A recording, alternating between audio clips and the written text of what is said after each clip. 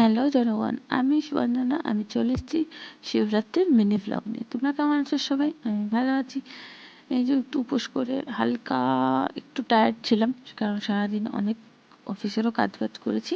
তারপরে এসে এই স্নান টান করে রেডি হয়ে গেছি।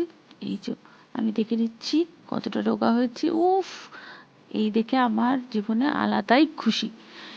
খুশি আর আনন্দের চোটে আমি কানে দুল পরে নিচ্ছি।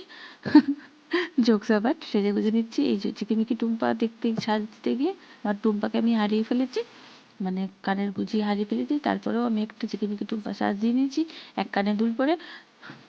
জোকস আপার্ট, বাট আমি আরেকটা কানের থেকে আরেকটা টুম্পাকে ঝেড়ে নিয়েছি আরেকটা কানের দুল থেকে। তো এই যে চলে এসেছি পাশে আমাদের পাড়ার মধ্যে একটি শিব মন্দিরে।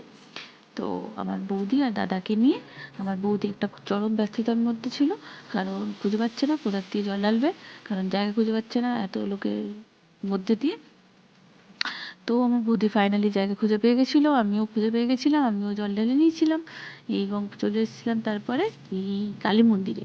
এটা হচ্ছে আমাদের পাড়ার কুলদেবী। তো এই কালী মন্দিরটার ঠিক পাশেই শিব মন্দির। তো কালী মন্দির, শিব মন্দিরে জল ঢাললে কালী মন্দিরেও জল ঢালতে হয়।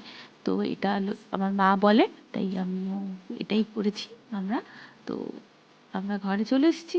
ঘরে এসে খাওয়া দাওয়া করে এবার একটু রেস্ট নিয়ে বেবি ন্যাপ নিয়ে সন্ধ্যাবেলার ভ্রমণের জন্য, সান্ধ্য ভ্রমণের জন্য রেডি হয়ে গেছি।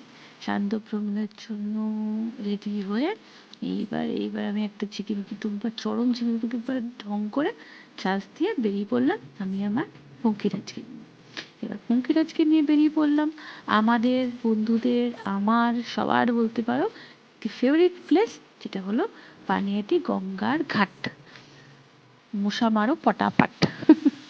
জোকস আবার। চলো, আমি আজকে আমার দিনটাতে এরকমভাবেই কাটালাম। তোমরা তোমাদের শিবরাত্রিটা কেমন কাটিয়েছো আমাকে কমেন্ট সেকশনে জানিও। আর আমার ভিডিওটা ভালো লাগলে লাইক, কমেন্ট অ্যান্ড শেয়ার করো। চলো, টাটা, বাই, স্টে টিউন, ভালো থেকো।